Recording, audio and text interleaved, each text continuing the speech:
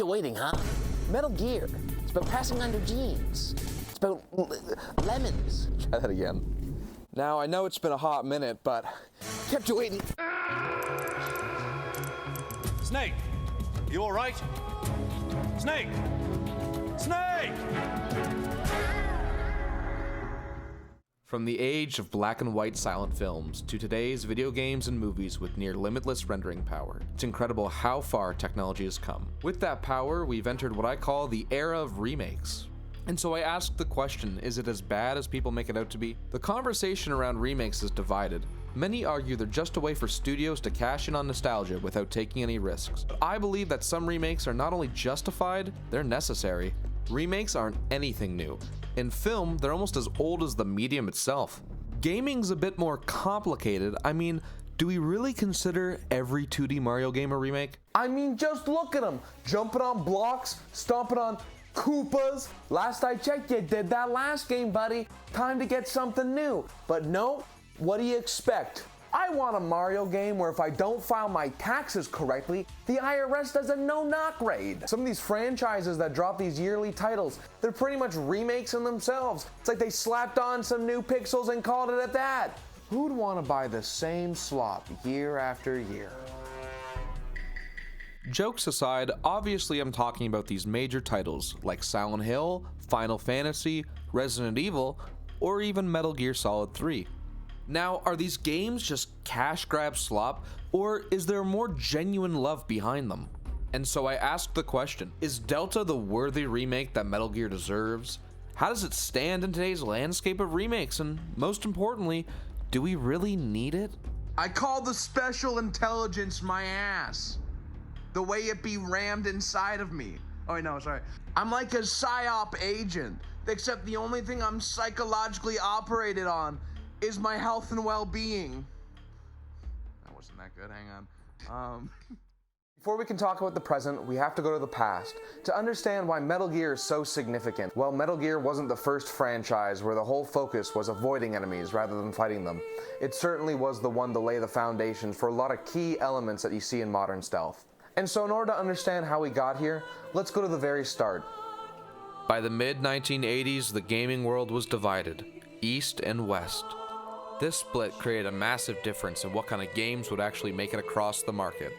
In 1987, a senior associate at Konami's MSX division handed an up-and-coming designer a failing project.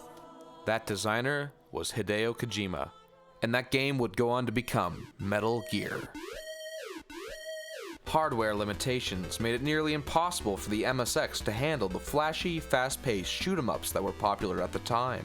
So Kojima took a different approach. What if instead of fighting your enemies, you avoided them altogether?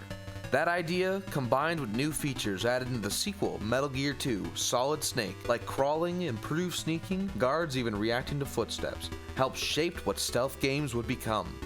Both titles were successful, cementing Kojima's reputation and establishing Metal Gear as a major name for Konami. But not without controversy. The North American port of Metal Gear featured an abridged ending that removed the fight with Metal Gear itself. And Metal Gear 2, it never saw an official Western release until 2006, with the release of Metal Gear Subsistence. Instead, Konami had released Snake's Revenge, Metal Gear 2, a completely separate sequel made without Kojima's knowledge or involvement. In the end of the day, Kojima was given the reins to a newly forming franchise, and with that, in 1998, he created what might be one of the most revolutionary and cinematic masterpieces in gaming history.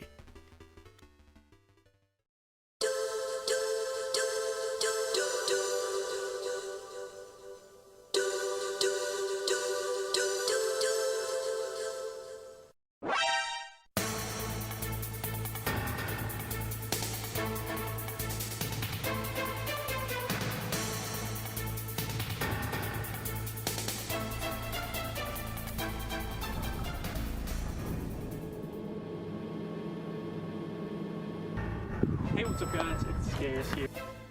While Metal Gear Solid isn't the first 3D action stealth game released for the original PlayStation, it certainly serves as one of the most iconic within the genre. I mean, just look at this thing. It's a masterpiece. It's begging you to be played. I mean, the game literally blurred the lines between what it meant to be a game. Were you playing it? Or was it playing you? Bosses like Psycho Mantis completely shatter the fourth wall. He'd read your memory card, call out games you've played. I can see into your mind. So, you like Suikoden? He'd even command players to put their controller on the ground, with the vibrations moving it with his mind. Even in the early games, the idea of control was already cemented. Moments like this weren't just clever gimmicks, they were reminders that you, the player, were being manipulated and influenced into action. It's a concept that perfectly mirrors the series' larger message. And this is where Metal Gear truly starts to define itself, and that's why it stands out to me. While I don't have a favorite Metal Gear game, this one serves as one of my favorites, stylistically at the very least. You can feel the series' identity forming, the charm and the vision that would shape every sequel. From this point on, the series and its themes evolved alongside the technology. Game studios were entering a whole new era of possibility, and when Sony released their follow-up console in March of 2000, everything changed. Let me take you to the tumultuous year of... Okay, let me address the elephant in the room. I know some jokes are gonna be made, 2001, later in the year, ha ha ha. There is nothing funny about the death of George Harrison. Also, how did Kojima manage to release a game about a terrorist attack 2 months after 9/11?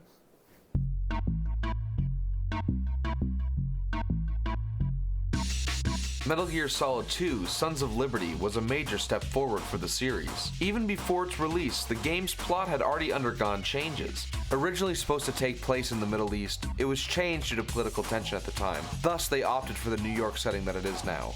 The game's ending also had to be altered in order to be less offensive given the recent attacks on New York. And despite all that, Sons of Liberty still has some of the most compelling moments in the entire series.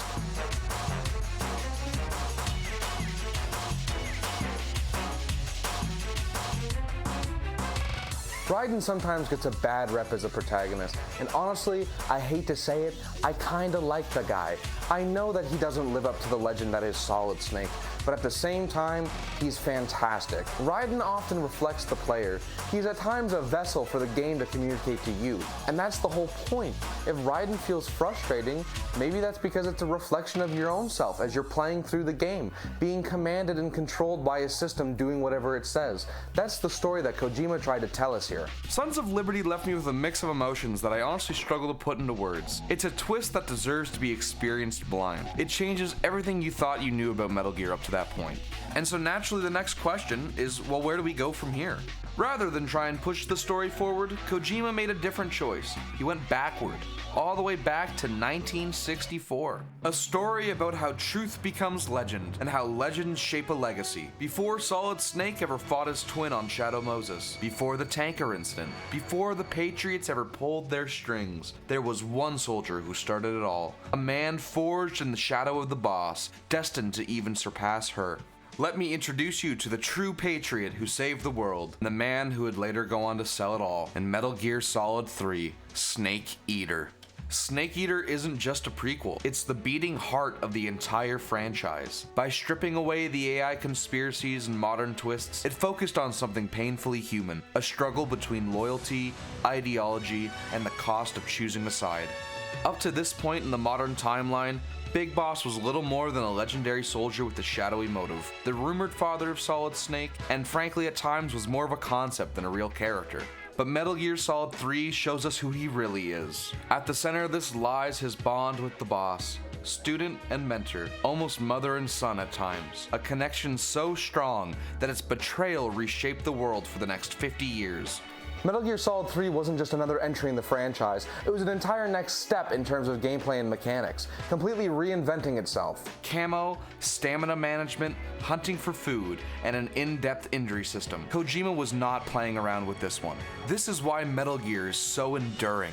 Despite all of its flaws, there's something raw and human at the center of it. Something you can't just ignore.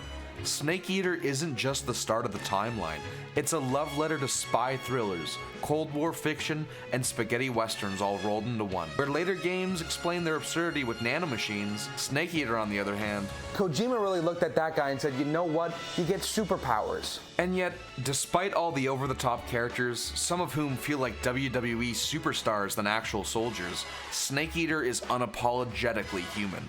It captures the pain of emotion better than any other game in the series, and yet somehow it does it using the most surreal cast imaginable. There's something unexplainably beautiful about that contrast, which is exactly why Snake Eater isn't just a chance to revisit the past, it's a chance at preserving it.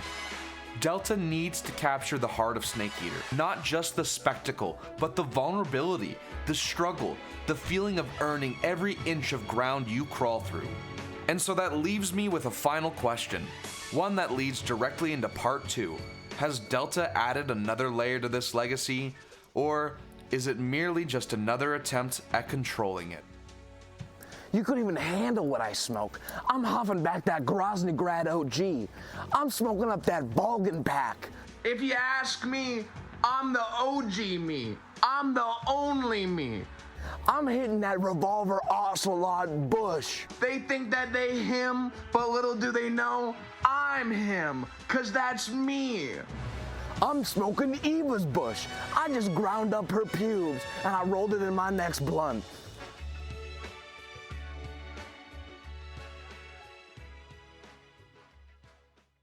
Metal Gear Solid Delta, Snake Eater. Are you getting tired of hearing Metal Gear over and over? I certainly am, and it's only gonna get worse. Or Delta, as we'll be calling it, serves as less of a remake and more of a restoration project. That's right, Konami just kinda slapped a new coat of paint on this thing, called it a day, gave us the Landlord Special, but unlike my living condition, I think it might be enough. To put it bluntly, Delta isn't a remake in the modern sense. It doesn't twist the story, overhaul the structure, or pretend like it's something new. It's just Snake Eater, but shiny. If you've played the original, you've played this, and honestly, that's not a bad thing. Snake Eater didn't need reinvention, just preservation. So let's head into the jungles of Groznygrad and take a deeper look at what Delta actually brings to the table. From the moment I first launched Delta, it was obvious it was trying to stay as true to form to the original Snake Eater. And upon starting a new game, I was instantly taken back to Snake Eater as it was 20 years ago. The way that Delta presents itself is mostly just a crisper, cleaner version of the original, but being prettier doesn't always make it better. Some of the visual charm and aesthetic of the PS2 was inevitably lost, but a lot of that existed because of the hardware limitations at the time. It gave the game character. And still, that loss isn't entirely Delta's fault. It isn't trying to rewrite Snake Eater. It's a preservation project, not a reimagination. And for what it's going for, it succeeds beautifully. Despite being made in Unreal Engine 5, Delta manages to feel a lot like a PS2 title. Even though the controls have been updated, every once in a while you get hit with jank that certainly feels like a PS2 game. But honestly, that's a part of the experience. The series' tagline has always been tactical espionage action, and if Snake was able to move like a COD protagonist, it would completely kill the entire tone of the franchise. Other major elements like the survival system is nearly identical to how it worked 20 years ago, and somehow Snake reacting to weird food is still funny. I'm gonna puke. Managing stamina slows the pace down in exactly the way Snake Eater intended, and because food can expire, you're constantly thinking about dinner mid-stealth op. It truly makes the jungle feel alive, especially with the fact that animals don't just serve as set dressing, but actual parts of gameplay. Even the vultures have a purpose. If they eat a guard you killed, you'll get extra stamina from eating them later. Plus, it leads to a secret in the Sorrel fight. Don't judge me, when you're in the jungles of Groznygrad, you gotta do what you gotta do. Boss fights also feel a bit easier thanks to the much tighter controls. Dodging attacks works better. CQC actually behaves the way you remember it behaving. And overall, it's just kinda smoother. But the fights themselves, they're unchanged. Delta sharpens the experience without stripping away the iconic moments. I don't want to seem like I'm only praising Delta, because it certainly has some drawbacks. One of them is its faithfulness. It's too faithful. And I think that's really the best way to describe it. Sometimes, Delta feels less like a modern remake and more like an HD fossil of itself. It looks gorgeous, sure, but it's still unmistakably from a different era. And depending on who you are, that's either exactly what you wanted or not quite enough. The original art style was mint. It had this beautiful aesthetic and a quality that came straight from the PS2's limitations. Delta ultimately replaces that with ultra-detailed realism, and while parts of it certainly look incredible, a lot of the old beauty is just lost in translation. Characters like the boss, Eva, and Vulcan, absolute glow-ups. They look phenomenal, like the definitive versions of themselves. But Snake? I don't know if this is a hot take, I just don't think he looks right. And I'll be honest, the new version of Snake Eater, the theme itself, it just doesn't hit the same. While I do appreciate the new version, the original is just a masterpiece that can't be replicated. But hey, I can't end this section of the video on a downer, and that's because a beautiful thing called Snake vs. Monkey exists. Absolute tonal whiplash of going from that dramatic ending to this was absolutely unreal. And I mean this in the best way possible, but it's stupid. But it's straight Kojima era stupid, and that's what I love. And this is what I mean when I say that Delta is faithful, even to the bullshit. Seeing Snake go toe-to-toe with apes, Not quite a hot damsel in distress, but it is a rescue mission. Rescuing who? Apes. What? honestly made me weirdly optimistic. Konami didn't trim the weird edges. They didn't sanitize the tone. They preserved the personality of Metal Gear, and that gives me hope for whatever they remake next. Okay, also, Guy Savage, we needed that last week. You are sitting on a money pile. Big money pile. Opportunity, money, money. It is amazing. I love Guy Savage. I think it might honestly be one of the greatest things I have ever played. Give me Guy Savage. Konami, give me Guy Savage. Konami, give me Guy Savage. For anyone unfamiliar, Delta actually remade the original Nightmare minigame from Snake Eater, a tiny slice of Metal Gear history so obscure that a lot of casual fans don't even know it existed. The fact they bothered to bring that back says everything about how committed they are to preserving the whole experience, not just the headline moments. I'll say it once and only once. I am not taking out any Metal Gears. I'm getting a little excited. Let's get back on track. Now that we've taken a look at Metal Gear Delta and how it compares to the original Snake Eater experience, let's take a step back and start looking at remakes as a whole. If a remake doesn't try to reinterpret anything, then what's the point of remaking it at all? As well as compare it to other remakes of the modern era. And I'll drop the hottest take of my professional career, and that's, I think Metal Gear Delta might be the best remake we've ever seen, and I'll tell you why. The ops love me so bad, they took my jizz just to clone me. If you ask me, I'm the OG me. I'm the only me. They think that they him, but little do they know, I'm him, 'cause that's me. It's just jizz in a cup in the end of the day.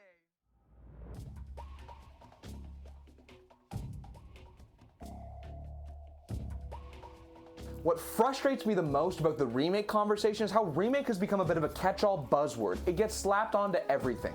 It's very obvious how different remakes serve different purposes, and they don't all try and be the same, so why do we judge them all the same? If you ask me, as much as I dislike genres as a whole, I think you kinda need to put them in genres themselves. First I would consider is the reinvention. Games like Silent Hill 2 and Resident Evil 2, while a lot of the core principles stay the same, the execution is widely different from what the originals were. And honestly, for their benefit, it works. Silent Hill 2 had me trembling in fear all the way to the very end of the game, which is rare for most modern horror titles. The second is the hybrid rebuild. These keep a lot of the framework intact while changing the guts. I think Demon's Souls for the PS5 is a perfect example of this. It feels much more in line with the modern From Software design philosophy, but yet you'll still see people online arguing that the PS3 version was the definitive way to play the game.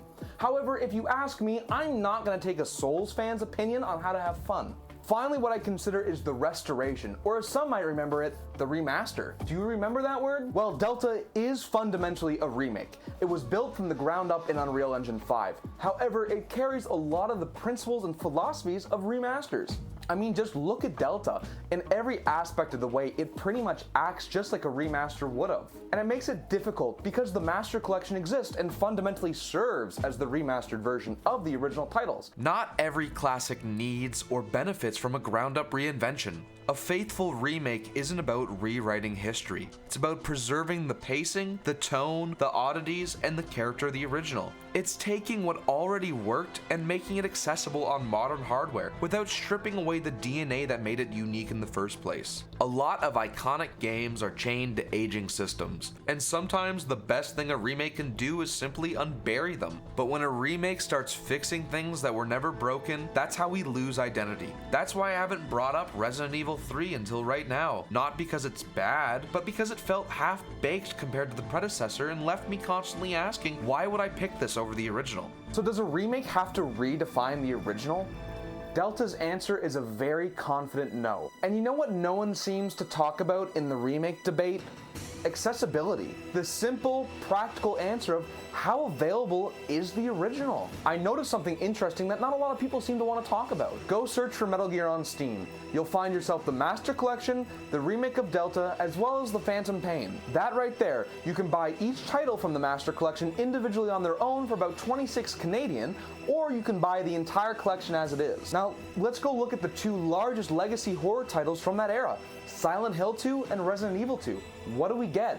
Just the full-priced remakes. The originals, unless you own the console or are a pirate, it's gonna be a little difficult to get your hands on it. And that's exactly why I saved this point till right now, because I've seen the question asked of why should I buy Delta when the Master Collection exists? And why should you? And that's the thing, no one is forcing you to. You have the option, you have the choice. But why does no one say this about Silent Hill 2 or Resident Evil 2? They entirely replace the originals and become the only convenient way to play these titles. Metal Gear Delta keeps being called slop, but yet it's one of the few remakes that gives you multiple choices on how you want to play these games. And yes, the Master Collection certainly has its issues, but I love the fact that we have an option, and that's what matters most. And that's the big difference. Delta doesn't try and replace the past, it preserves it. And now a lot of remakes bend over backwards trying to justify their existence. They change mechanics and completely overhaul the game as it is, all in a hope of proving that it belongs in a modern landscape and can hook a new generation of players. Delta doesn't do any of that, and that's exactly why it works. It doesn't reinvent. It doesn't modernize what Kojima laid out for the modern audience, because instead, it proves its worth by not changing what already made it great. And honestly, the fact that Konami, Metal Gear survived Konami, was able to respect Kojima's original work to a T, to the fact that the biggest complaint I saw about Delta was the fact it didn't take any real risks. That is exactly what I wanted and hoped for from this. They didn't take a big risk because they didn't need to. By presenting Snake Eater in a way that feels visually and mechanically at home but on modern platforms, Delta breathes new life into the entire franchise. Faithfulness, real honest faithfulness, that's exactly what this is, and in itself it becomes a form of artistry, and that's why Delta is one of the greatest remakes we've ever gotten. Because 20 years later, every single thing Kojima was warning us about is still relevant now, and that's why the story didn't need to change. We just needed a new way to experience it. I'm excited for the future of Metal Gear, but I'm a bit worried too. Metal Gear 1 and 2 are fundamentally different beasts, relics of an entire era, and there's no real way to modernize them without rewriting huge chunks of their design philosophy. Metal Gear Solid is also a difficult challenge. Its structure and pacing weren't built with the modern conventions in mind. Meanwhile, fortunately, Metal Gear Solid 2 more or less needs the treatment that Delta gave Snake Eater. And then there's Metal Gear Solid 4. At this point, I can hope that the Master Collection will save it from its purgatory. Honestly, it's pretty ironic how the fans complain that they didn't take enough risks when it came to the remake. But if we look at it objectively speaking, they're gonna have to take a massive risk when it comes to adapting any of the next future titles. Personally, I'd love to see Metal Gear Solid as a remake that stays completely unchanged. Not reimagined, not redesigned, just the exact original game with a new coat of paint, modern controls, and zero attempts to alter its identity. Delta proves that these experiences don't need to be rewritten, they just need to be made accessible again. If they can successfully bring Metal Gear to a whole new generation, they'll tell a story that people need and want to hear. But all I can hope for is that Konami can keep doing the right thing. They know that they'll never get Kojima back, but I'm glad to see that they seem to at least understand the main message and the importance of passing on this legacy. If you've watched this far and have never played any of the games before, for the love of God, do it. This is not a request, it's a command. We have to pass these games on to the next generation and make sure they get to experience and see this. While it may be a little too late for us, we need to show the next generation Metal Gear. I don't really like how that flows. I'm gonna fucking forget about that part. I'm just gonna overdub that.